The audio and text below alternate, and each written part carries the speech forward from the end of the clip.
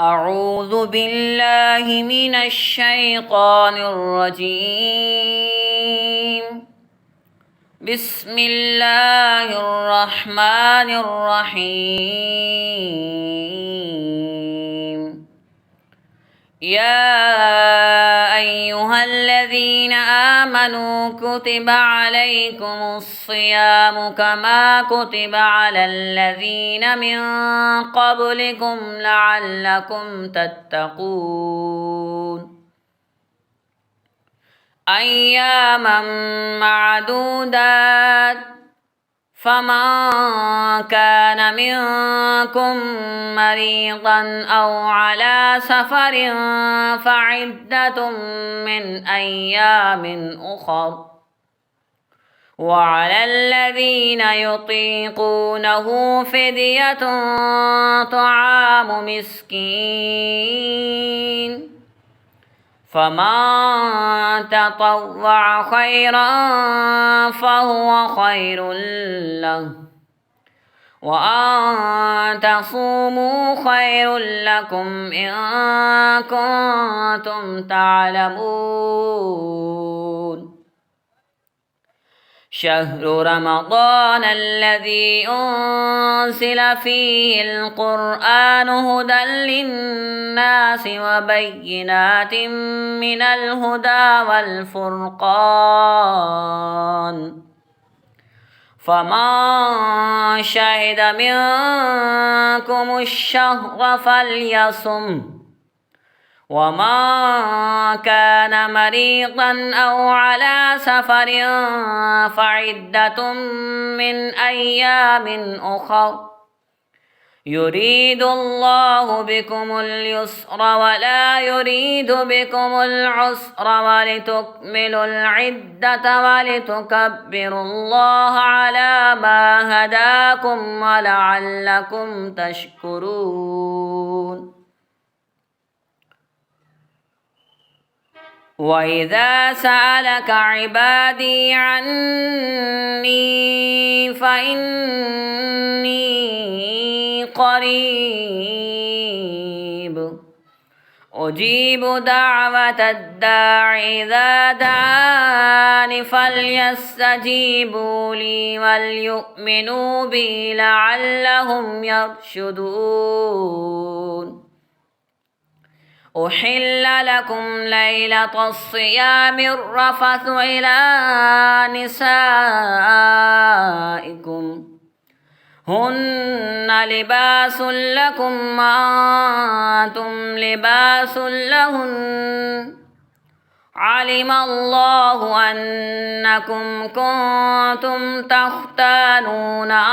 أنفسكم فتاب عليكم وعفى عنكم، فالآن باشروهن وابتغوا ما كتب الله لكم وكلوا واشربوا حتى يتبين لكم الخيط الأبيض من الخيط الأسود من الفجر ثم أقموا الصيام إلى الليل ولا تباشروهن وأنتم عاكفون في المساجد، تلك حدود الله فلا تقربوها، كذلك يبين الله آياته للناس لعلهم يتقون. ولا تأكلوا أموالكم بينكم بالباطل وتدلوا بها إلى الحكام لتأكلوا فريقا من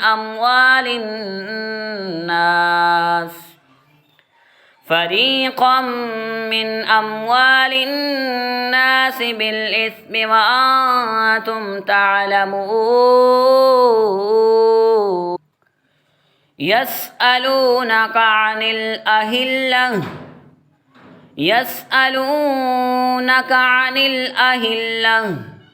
قل هي مواقيت للناس والحج وليس البر بأن تأتوا البيوت من ظهورها ولكن البر من اتقى وأتوا البيوت من أبوابها واتقوا الله لعلكم تفلحون وقاتلوا في سبيل الله الذين يقاتلونكم ولا تعتدوا إن الله لا يحب المعتدين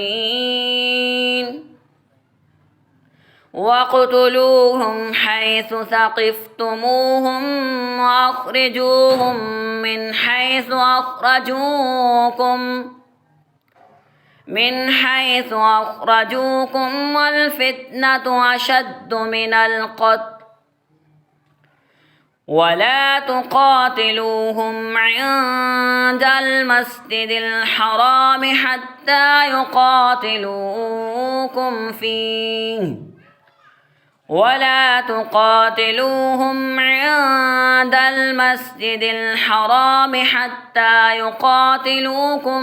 فيه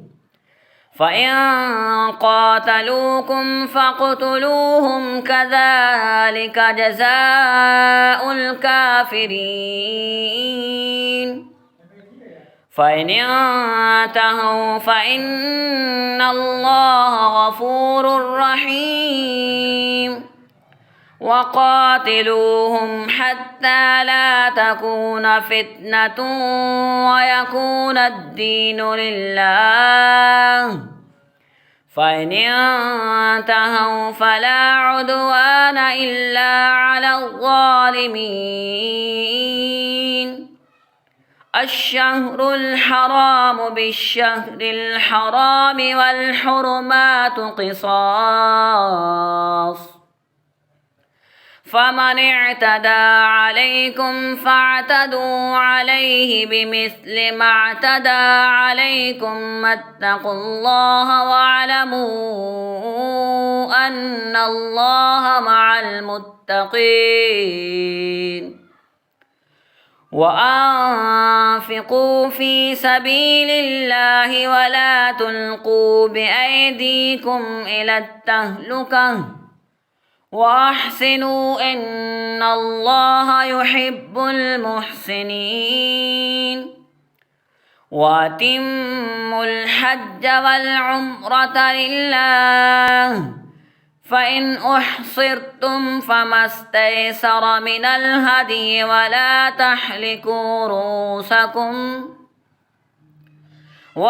تحلقوا رؤوسكم حتى يبلغ الهدي محله فمن كان منكم مريضا أو به أذى من رأسه ففدية من صيام فمن كان منكم مريضا أو به أذى من رأسه ففدية من صيام أو صدقة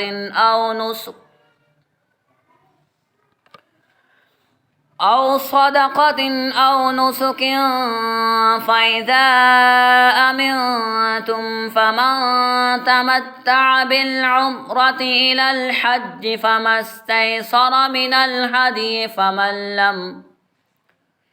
فمن لم يجد فصيام 3 أيام في الحج و7 إذا رجعتم تلك 10 كاملة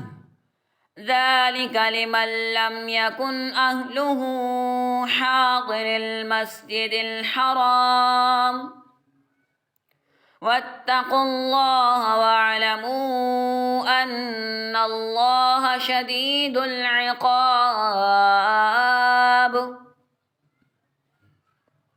الحج أشهر معلومات فمن فرض فيهن الحج فلا رفث ولا فسوق ولا جدال في الحج وما تفعلوا من خير يعلمه الله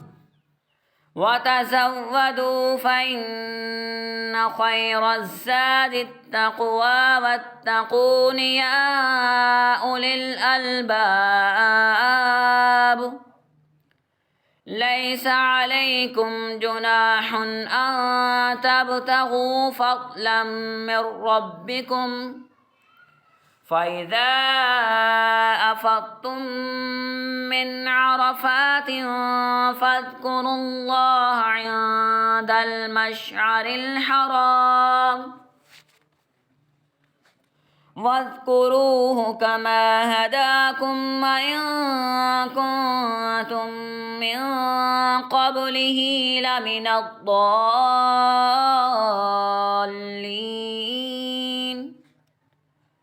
ثم أفيضوا من حيث أفاض الناس واستغفروا الله أفاض الناس واستغفروا الله إن الله غفور رحيم فإذا قضيتم مناسككم فاذكروا الله كذكركم آباءكم أو أشد ذكرا فمن الناس من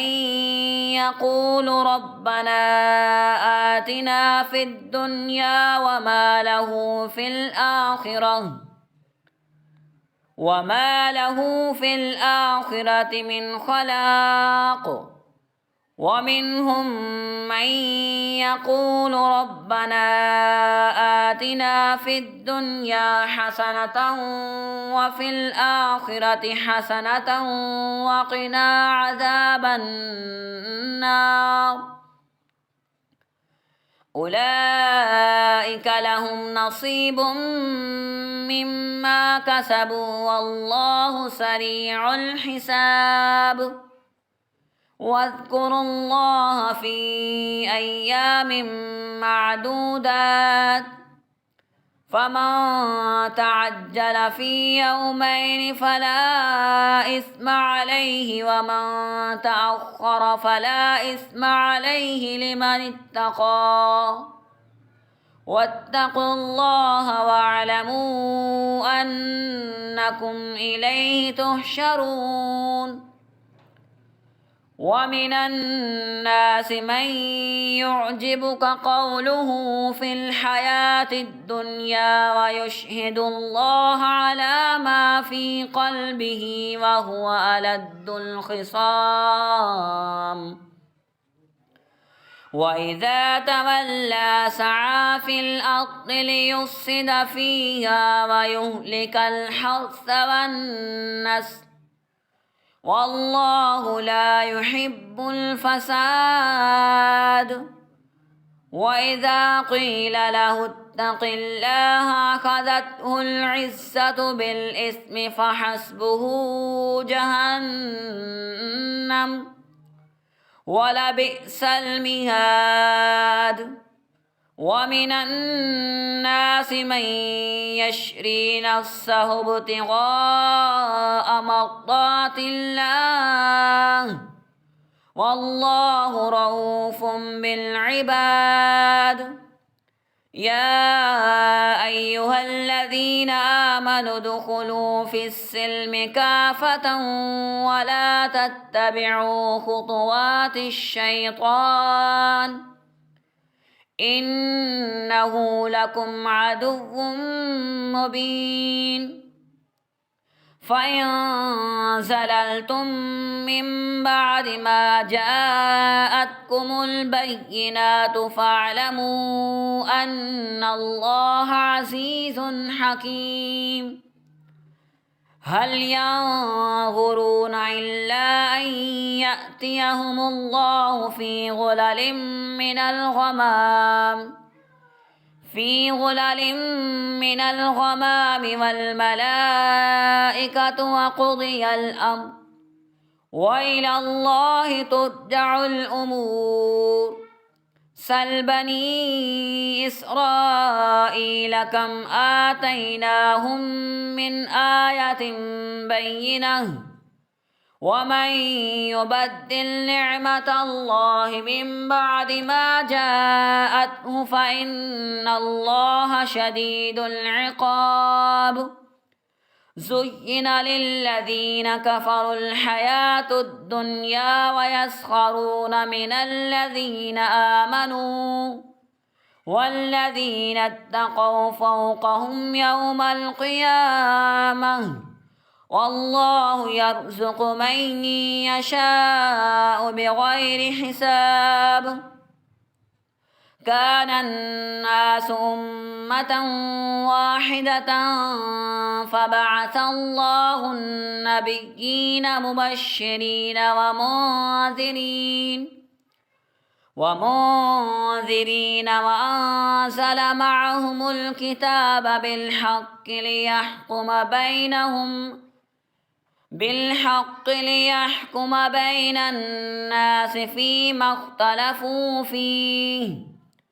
وأنزل معهم الكتاب بالحق ليحكم بين الناس فيما اختلفوا فيه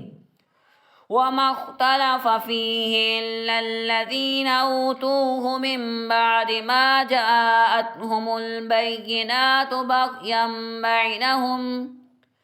فهدى الله الذين آمنوا لما اختلفوا فيه من الحق بإذنه والله يهدي من يشاء